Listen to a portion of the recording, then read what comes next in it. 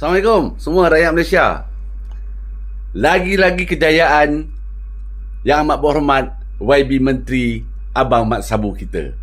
Kali ini dia berjaya menandatangani bersama kerajaan China tentang Malaysia akan mengeksport durian segar ke China. Dan ini pastinya akan melegakan peladang-peladang, pekebun-pekebun kecil yang mengusahakan tanaman durian. Kena ingat dan kena tahu, sebelum ini kita hanya dibenarkan mengeksport durian beku saja ke China.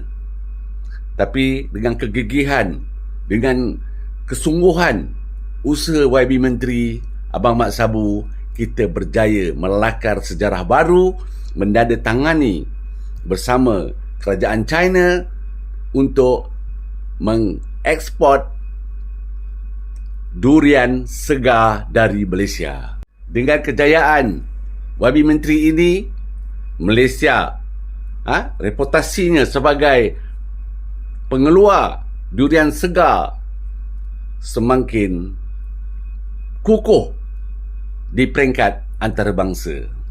Kejayaan Abang Mat ini menaikkan imej Malaysia antara pengeluar durian segar berkualiti premium.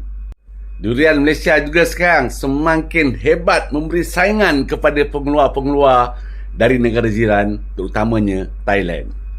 Bukan mudah untuk menembusi pasaran durian segar ke China ini, pasal mereka ada syarat piawai yang perlu dipatuhi, perlu ditingkatkan supaya durian kita menjadi durian yang berkualiti tinggi.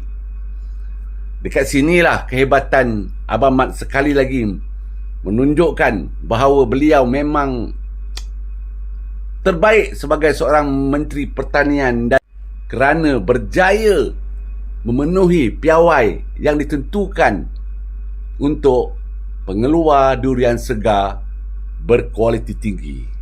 Disebabkan kejayaan ini,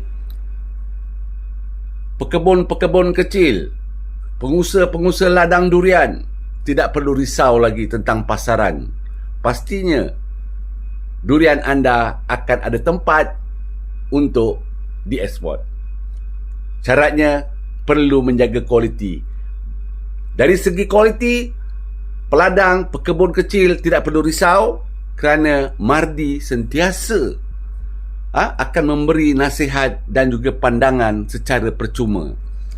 Bukan itu saja, jika anda memerlukan benih durian yang sesuai dengan tanah yang anda miliki, Mardi boleh beri dengan seberapa kuantiti pun keperluan kamu. Jadi ini satu kejayaan yang sangat boleh kita banggakan.